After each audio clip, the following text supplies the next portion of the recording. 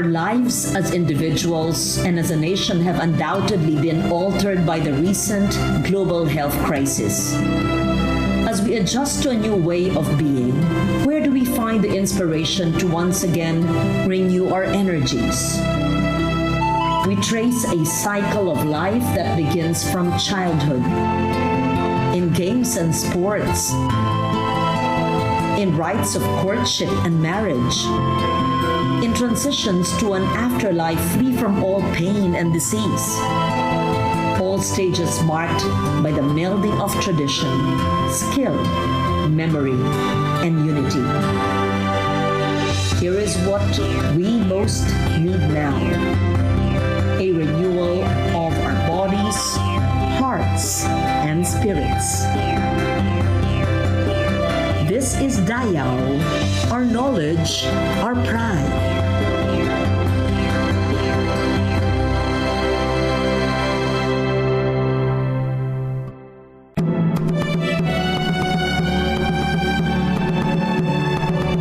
Lately, thanks to the internet and social media, there has been a renewed interest in many aspects of our pre-colonial culture.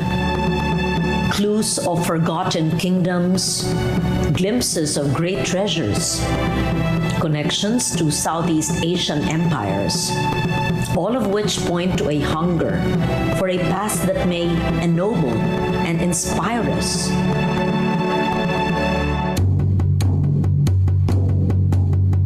Among the most popular fields of interest that netizens are eager to learn more about are the traditional arts of self-defense, arnis, kalis, silat. The terms conjure both rigid physical activity as well as rigorous mental discipline. In this season of Dayaw, we cannot celebrate kakaibang sigla without looking at the traditional ways in which our forefathers both exercised their bodies as well as defended themselves. Beneath the sheer and awesome physicality, there is a mental discipline, the wholeness of mind, body, and spirit. Add to these the connection to our own roots. In this two-part special, we see the manly grace and hear the voices of the practitioners and grand masters of our traditional martial arts.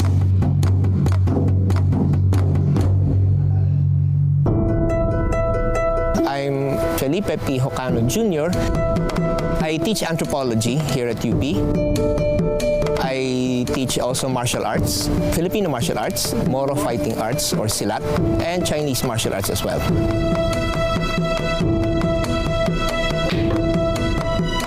FMA is a catch-all term for Filipino martial arts, right? Several years ago, this group of arts we call Filipino martial arts used to be known by regional names. For example, if they use the sword, they call the kalis. The word kalis occurs in several languages, like in the old-style Tagalog, as well as in the languages in Mindanao. Okay, up here, kalis it's a generic term for sword.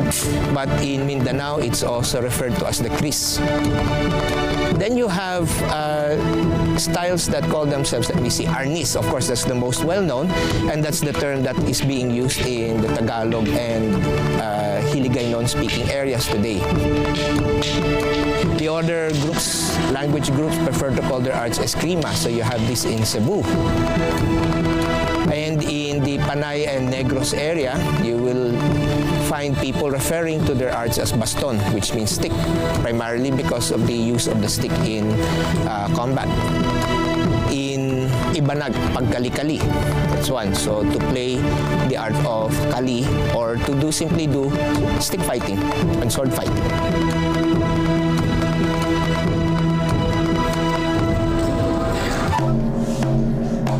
Though we like to think of these fighting techniques as authentically Filipino, they are the results of local sources as well as foreign influences from the pre-colonial as well as the colonial past, which we have indigenized. As a respected cultural historian, Dr. Florentino Ornedo used to say, the stranger of yesterday is a native of today. So techniques are numbered 1, 2, 3, 4. See? Some maneuvers or footwork patterns are called in Spanish terms. So there is X to have the crossing step, okay, X, or to go forward, seguida, to retreat, retirada. And some systems also use Spanish names for the techniques. There is no specific one region from which all FMA came. There are many places where it just gradually developed. Think of it as like a bamboo. See? Bamboos, the visible part of the bamboo is when you see it growing out. But underneath the ground, it's just spreading outward.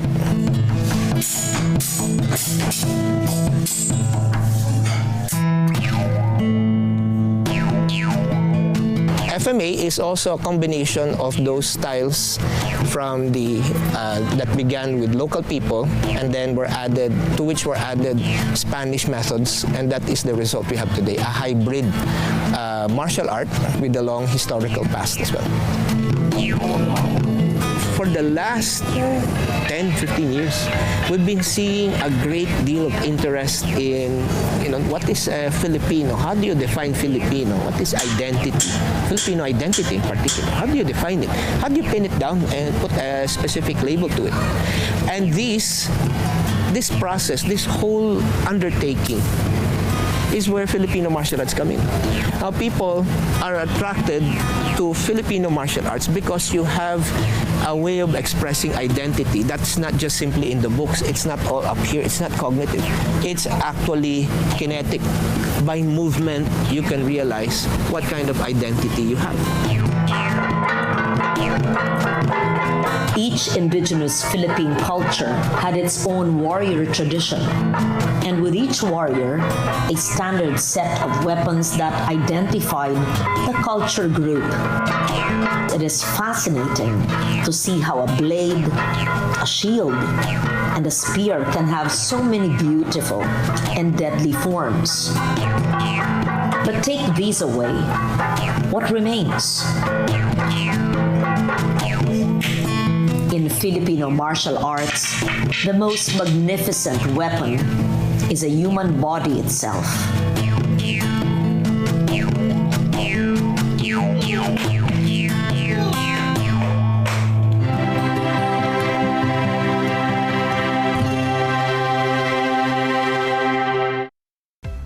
For our next food crawl, we're back with another unique adventure.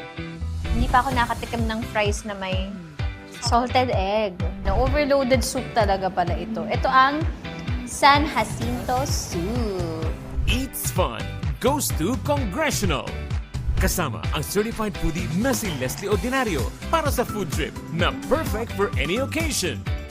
May umami, may savory, may alat, may tamis. Eats Fun, ngayong linggo, alas 10 ng umaga. Parang lahat ng cravings nyo, nandito na. At dahil dyan, dahil nag-Japanese na... Dito lang sa PTV.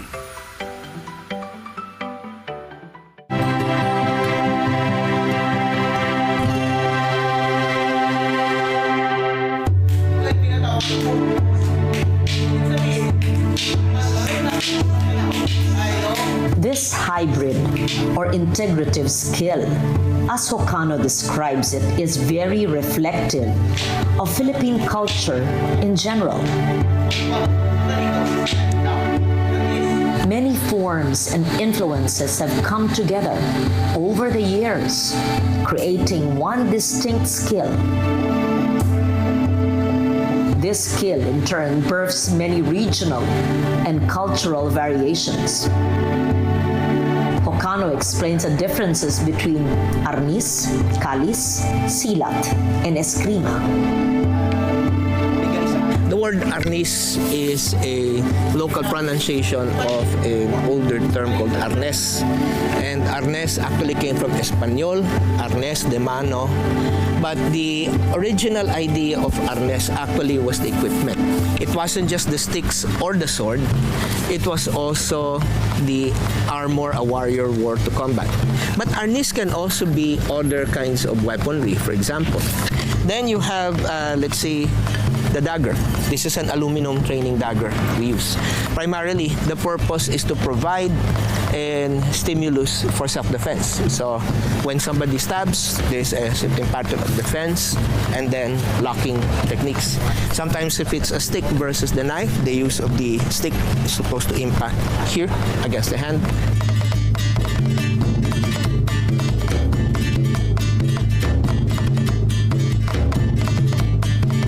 Then you have eskrima, which literally means sword. But eskrima is from Espanol esgrimir, which means fencing. So the indigenous forms of sword fighting could only be described by the Spaniards using their own language, which is esgrima, esgrimir. Okay? But in many of the more recent historical publications, there's some evidence that many of the kingdoms here encountered by the Spaniards had pretty well organized armed groups. But the word eskrima stuck because of the preference they found this for blade fighting among these early Filipinos that the Spaniards encountered. Now this one. This is where you have eskrima use because you can do some things with the sword that you cannot and should not with a stick and vice versa. So ito ang tawag nakaw. Nakaw. Hiwain siya kagad, nakawin ng pitik bago siya makabalik sa'yo. Then there's kalis, which directly means sword.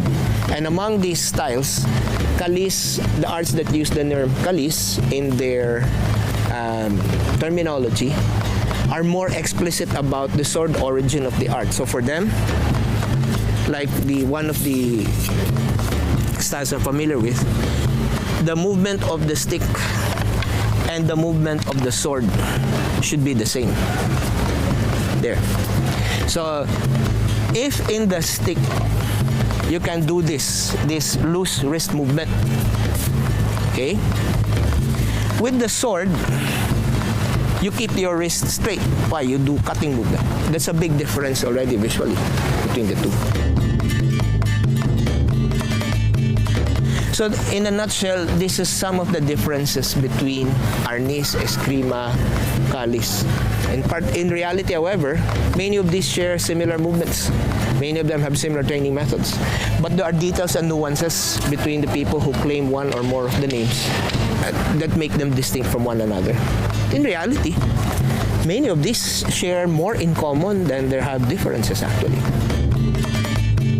While Hocano is careful to state that the forms are hybrid variations that borrow freely from each other, there is one form that is unique to the Islamic people of Mindanao. The Kuntao and Silat, these are what we call the MFA, Moro Fighting Arts. These are mostly coming from many parts in Mindanao, closer to the southern portions. You have Kuntao. Well, as some of my friends have told me, Kuntao. Okay, so it's mostly fist.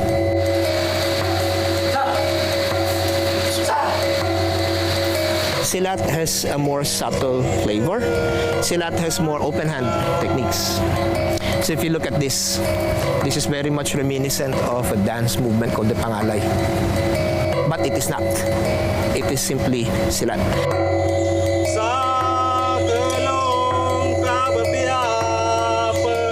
However, I've encountered people who have sometimes watched what I did with my silat and they said, oh, Kuntao. For many of these, Kuntao is a generic term. But there are those who will disagree and say, no, this is silat.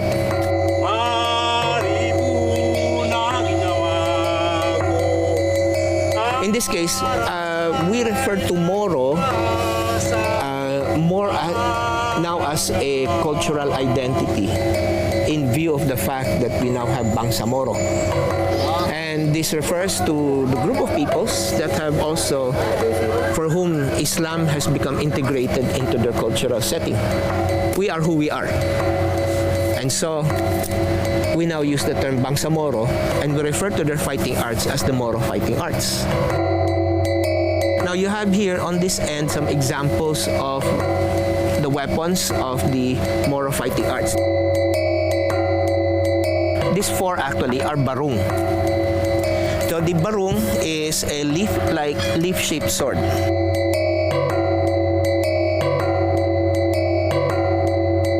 This is what we call a yakan, barong. The yakan are the people coming from Basilan. This version that I have is unsharpened. Okay, here. And this one fits into my hand like this. So this is the made of steel. Okay, so you have movements like this and so on.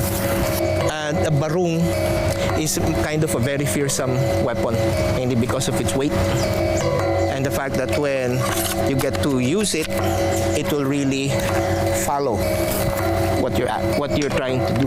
It will follow your commands. In demonstrating various fighting techniques, Hokano minces no words about the deadliness of the skill. Most people forget that you have what we call espada idaga. So actually, or baston idaga. So that's your stick, and this is the knife. See, parry, thrust, counter, finish. Now you're back in the same position. Okay. Now, what does it mean? The first one, you stop his attack. The second one, you cut his ankles. Why? You don't want to kill him right away. What do? You stop him from doing his assault on you by cutting his Achilles tendon so he can't walk. Always, always, always give the other fellow a chance to think his way through things. Isa mo dito sa labi. That's one of these key differences too in the Kuntaw and Silat. In Kuntaw and Silat, there's a greater emphasis on the empty hand.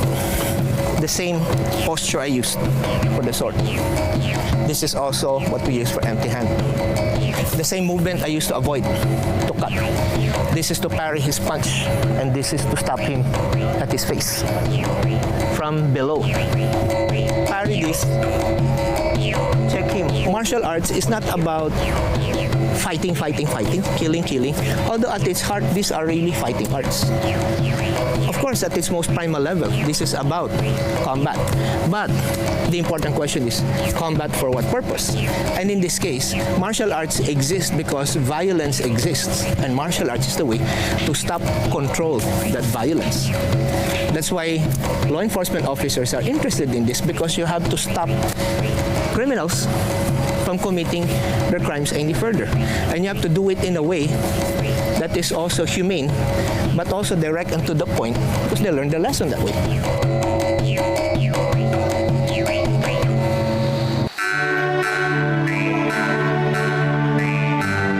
For Hokano, the practice of Filipino martial arts has led him to reflect on the nation's history and the growth of the art. From a means of aggression towards fellow Filipinos to a source of a unifying national identity. Martial arts, fighting systems, developed partly out of that rivalry for resources, rivalry for space. They needed the territory, they needed the resources, and somebody wanted to compete with you to get them. You begin to fight and develop organized fighting methods to protect what you had. So that's two contexts. First, it was about fighting for resources. Second, defending community. The third context happens here when you see this, the creation of a national identity that started with the revolution. People want to fight here. There's an ideal, a nation that's separate, independent, different. So now you have the use of martial arts specifically as resistance against, this time, another foreign aggressor. Now you're fighting for your existence as a nation. Now you're fighting to break free of a colonial oppressor.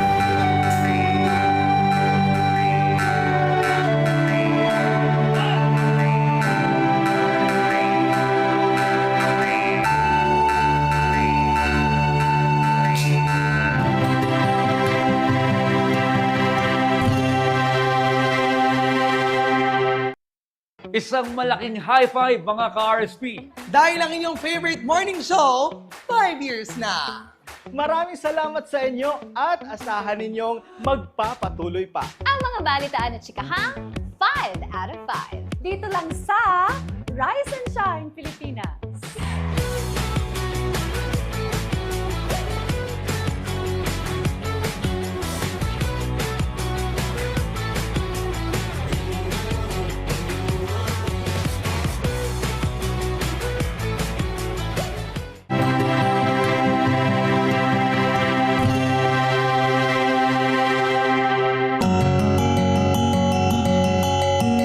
Because his father was the late great anthropologist and national scientist F. Landa Hocano, Felipe Jr. cannot help but seek deeper connections and meanings in the skill he loves so much. For him, there is more than just the coordination of the body that is developed in his practice. Equally valuable are deep emotional and social values developed by the practice of Filipino martial arts. Pakikisama. When you train with a partner. So to develop skill, these two partners have to agree, whether explicitly or implicitly, to what's going on. Then there's a progression to follow. So as the skill develops, then you add on and add on and add on. But you have pakikisama. Here's another one, pakikitungo. Not everyone is at the same skill level. So at that point then, this is where the respect for each other on a vertical level comes in. The guy who knows more is the teacher. The guy who has the nerve to start his own group, he's the head teacher. Then there's pakikiramay. Why? Well, accidents will happen. So everybody comes together to help people, to help each other. Sometimes accident in training. Sometimes though the members need help, in which case other people come in and they begin to help out each other. So if you want to see how that embodies culture, I'd look at these three first.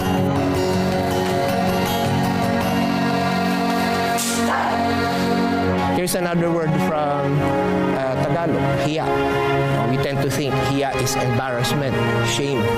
Yeah, but that's only part of the whole picture. Hiya is also a term that goes your emotions, especially when you put in the wrong place, you get wrong-footed. Then there is also another term, utang na loob. That's a mutual reciprocity relationship. A student who is accepted by a teacher feels some utang na loob to the teacher because the teacher is giving knowledge.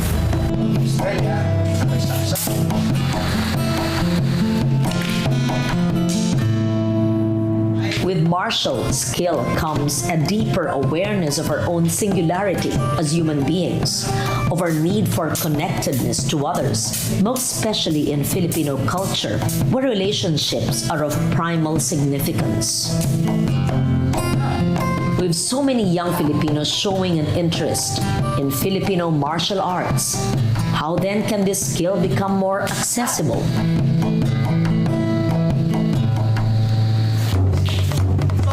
Now we meet the most active practitioners, masters of an ancient art, now made modern through their dedication and efforts.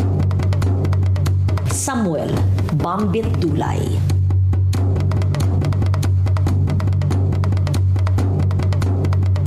Arnold Narazo.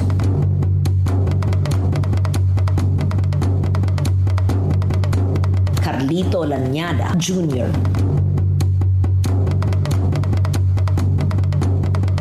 Richardson Dialogo.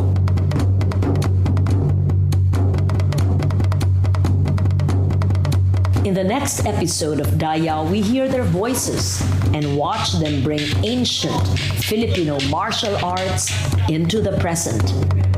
Their strength, their calm, their focus, and dedication, all vital elements of Dayaw, our knowledge, our pride.